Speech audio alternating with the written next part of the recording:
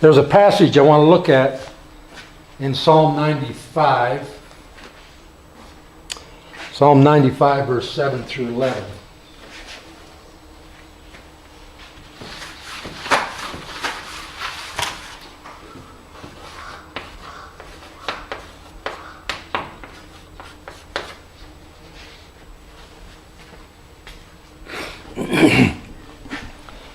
Psalm 95, verses 7 through 11 says, "For he is our God, we are the people of his pasture and the sheep of his hand."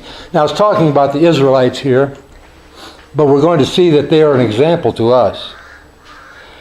He says, "Today, if you will hear his voice, harden not your hearts, as in the provocation, as in the day of temptation in the wilderness, when your fathers tempted me, tested me, proved me, and saw my work. 40 years long was I grieved with that generation, and said, it is a people that do err in their heart." They have error in their heart. "And they have not known my ways, unto whom I swore in my wrath, they should not enter into my rest." Now, who is he talking about? He's talking about the Israelites, specifically that generation that came out of Egypt. And they spent 40 years in the wilderness, and they died in the wilderness. They never made it to the promised land.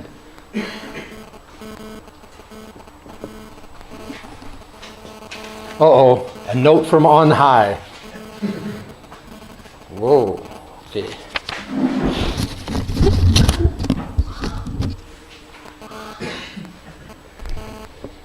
That's a tragedy. It was a tragedy for those people at that time because all they had to do was believe in God. All they had to do was trust God. God was going to lead them every step of the way. I want to get some notes here about the wilderness generation, just a short little thing here so we can understand a couple principles here. Before I do, I want to read a passage in Hebrews chapter 4.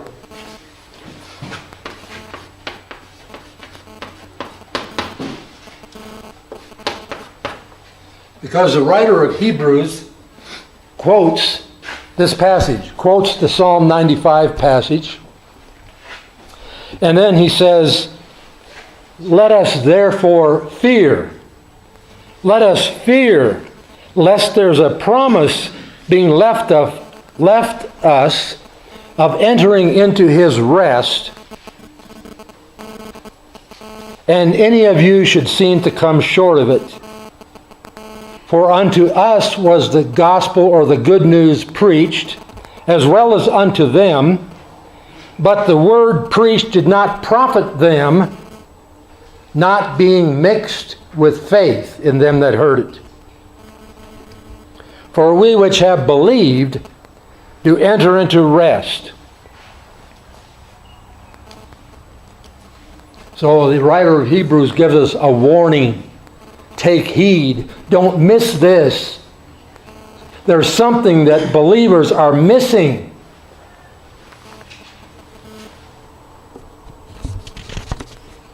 So let's read this passage in Psalm 95. Well, I read it. Let's go through it a little bit with some points here.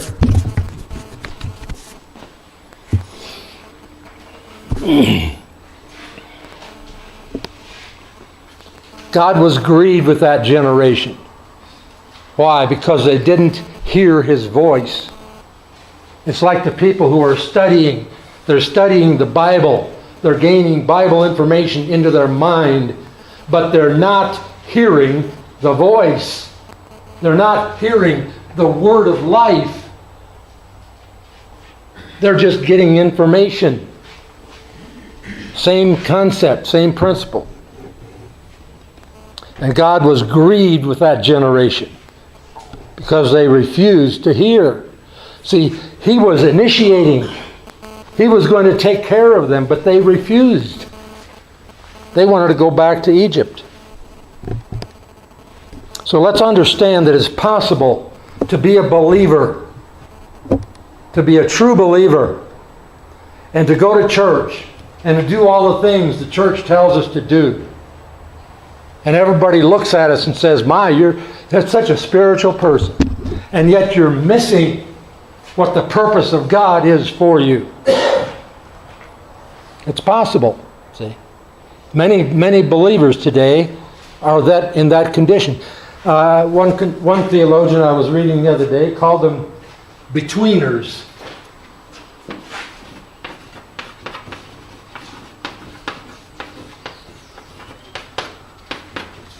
Betweeners, because they're living between Egypt and Canaan.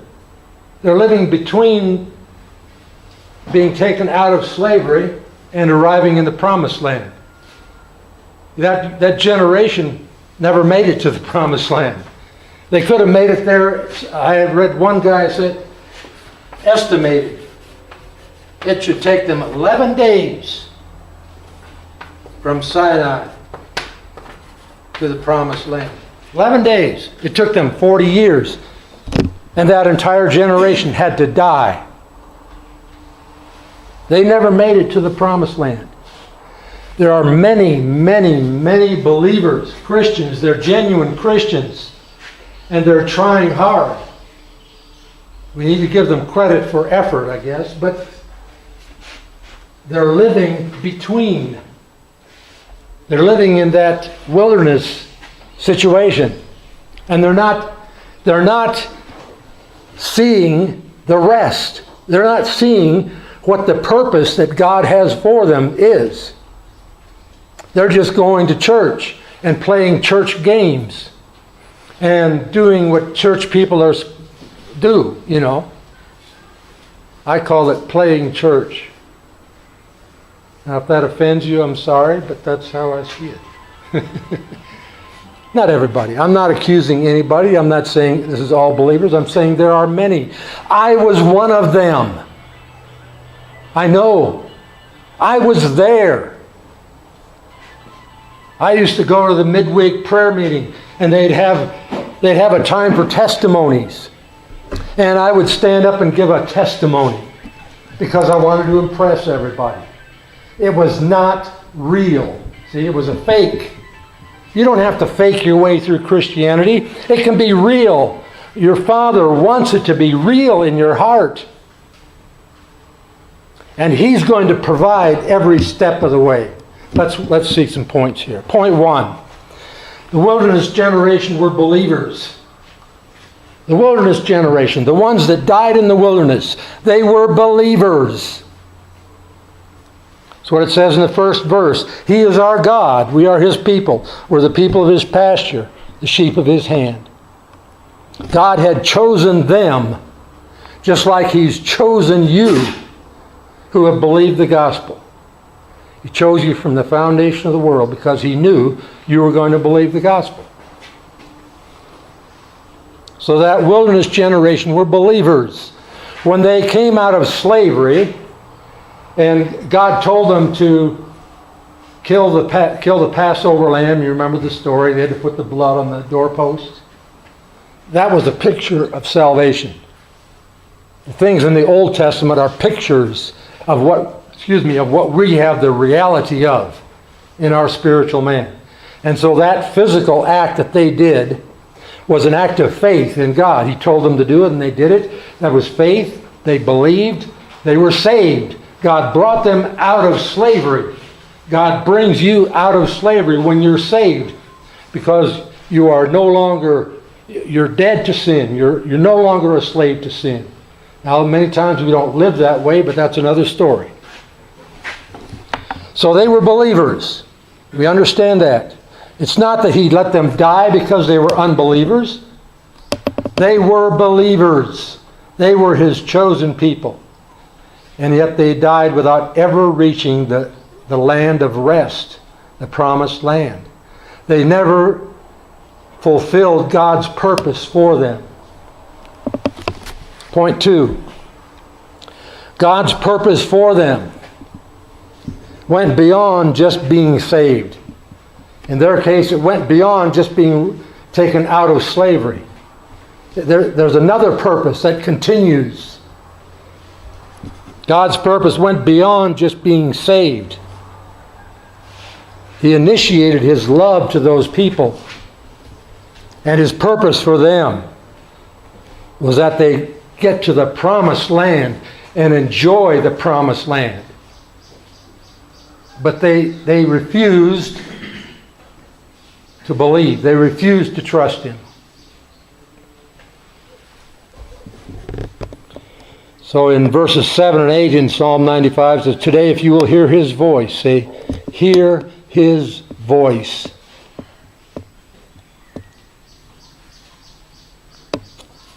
That's a little bit tricky because sometimes we think we're hearing God's voice when we're hearing the voice of a man.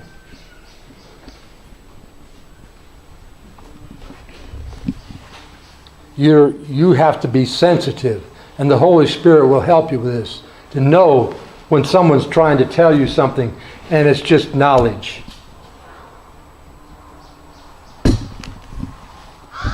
Or is it someone whose connection goes all the way back to the expression of the Word and the life into the Son, and eventually into the New Testament, and now into your heart? See, that's what you're looking for. Someone who can express out of love the truth.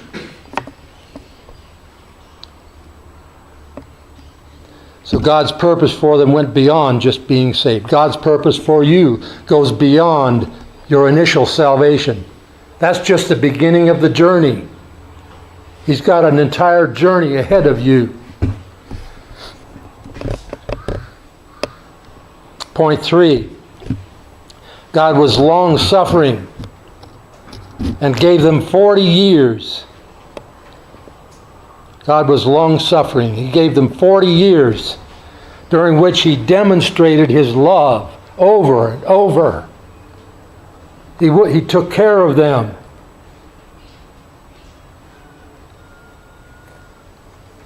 And God wanted desperately to lead them into the promised land, but they refused. I had a teacher one time, and he said, "God, it's like God is sitting up in heaven." You know, sometimes we picture God in heaven, and some people picture Him up there with a big hammer, and He's just waiting to clobber me when I do something wrong. That's not.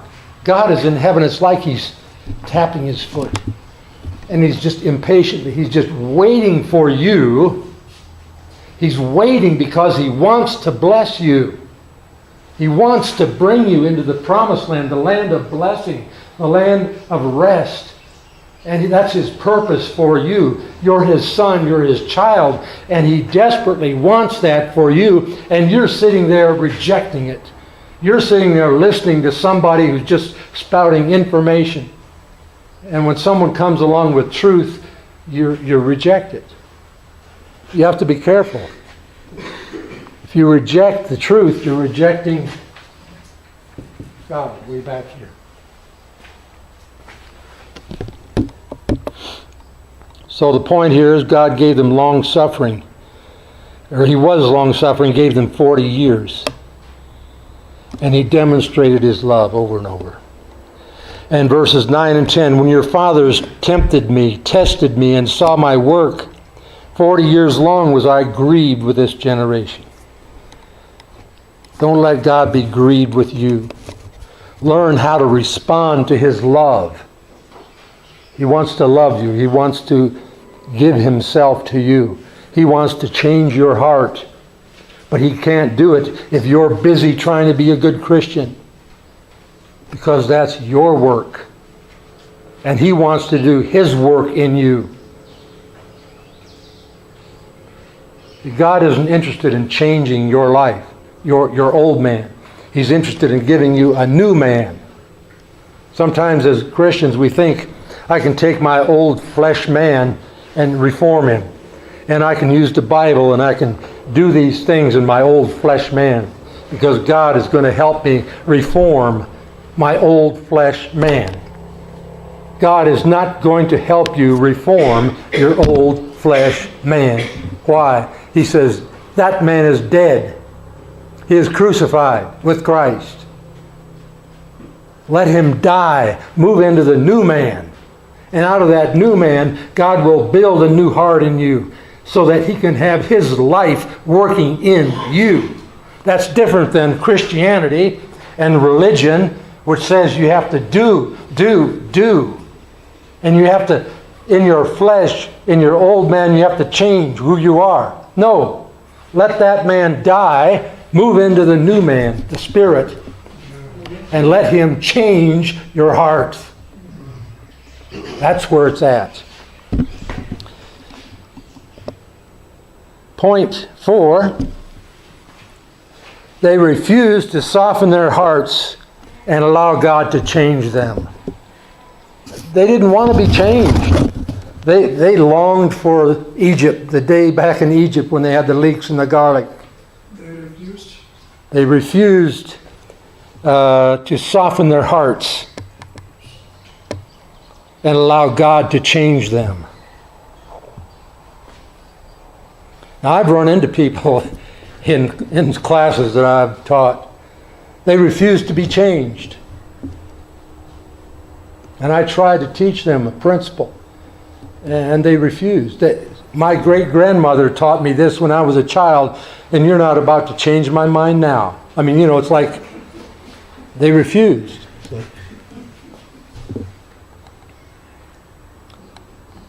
Well, that's hardness of heart, by the way. So in verse 10, it's a people that do err in their heart. They have error in their heart. And they have not known my ways. In the course, we're going to talk about error and what we can do about it. We all have error in our hearts. But God is in the process of cleansing our hearts, building a new heart. So their error, that's his point 5, their error was in their hearts. It wasn't in the outward things they did. It was in their heart. Far more important than what you do outwardly is who you are in your heart. And in order for you to do what is right, you need to change who you are in your heart. And when you change who you are in your heart, then what you do outwardly is going to come naturally to be good, because the good is in your heart. And it's not your good, it's God's good. He's replaced your good with his good. And it's no longer you that has to do the work, because God is doing it in you. See? So don't think being a Christian is hard. Being a Christian is so hard. We've got to do all these things, and God just doesn't want me to have any fun, and all this stuff. And no, God is in the business of changing your heart, and when he does, you're going to be a new person. And out of that heart, you're going to do what is right. You're going to fulfill the law. The old man can never fulfill the law.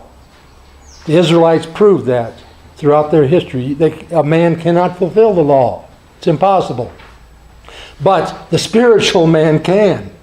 It was proven by Jesus Christ. He lived for 33 years on this earth under the principle of the spiritual life, the same life that's in you today. He proved it because he lived it without sinning for 33 years. And he arrived at the cross. He was perfect. He had developed the perfect heart, the perfect spiritual man. And he took that to the cross. And that is what died for you. Okay? So their error was in their hearts, not the things they did outwardly. That's really not that important. I'm not giving you permission to go out and do a lot of stuff. I'm saying become somebody in your heart. Point 6. 5.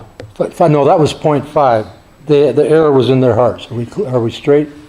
Sometimes I get my points mixed up, so tell me if I'm mixed up here. Point 4 was they refused to soften their hearts. Point 5, the error was in their hearts. Verse 10. Then point 5, point 5, the error was in their hearts. Point 6, because of that, God did not allow them to enter his rest. Because of that, God did not allow them to enter his rest which is the promised land. They died in the wilderness without ever experiencing what God had for them. That is the tragedy. They could have had it. God wanted them to have it. All they had to do was by faith simply respond and take what God wanted to give them. And they refused. They murmured against Moses. And they refused to believe. When it came time to enter the land, they sent the spies in. Remember, they sent 12 spies in? And all of them except Joshua and Caleb came back and said, oh yeah, the land is wonderful, but the enemy is too big. See? To them, the enemy was bigger than God was. If they had just had faith, well, the enemy's big, God is bigger. See? But no, they said, oh, the land is wonderful, but we can't go in there because the enemy is too big.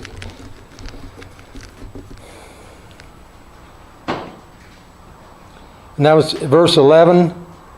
Unto whom I swore my wrath, they should not enter my rest. Point 7. Today, God has a promised land for us as His children.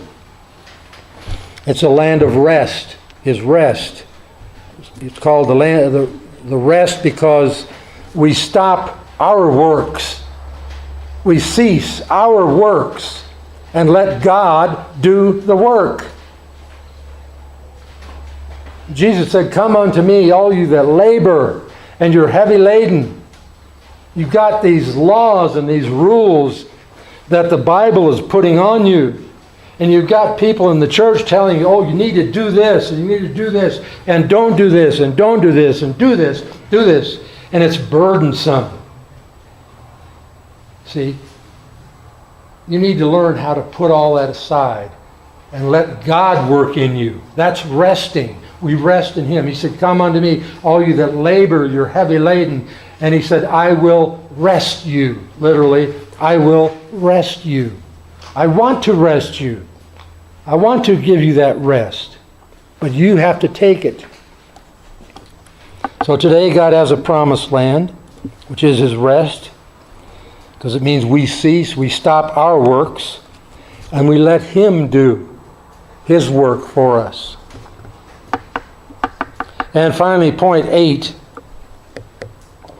In order to experience God's rest, we need to receive His love and allow Him to change our hearts. I'll repeat that.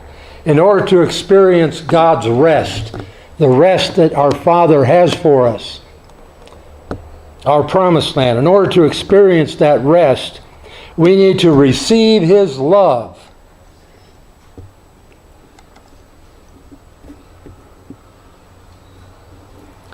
And allow Him to change our hearts. Which means we hear His voice. When He wants to speak, when He's trying to tell us, we listen. We don't harden our hearts. And He will provide. He will provide all along the way. So when the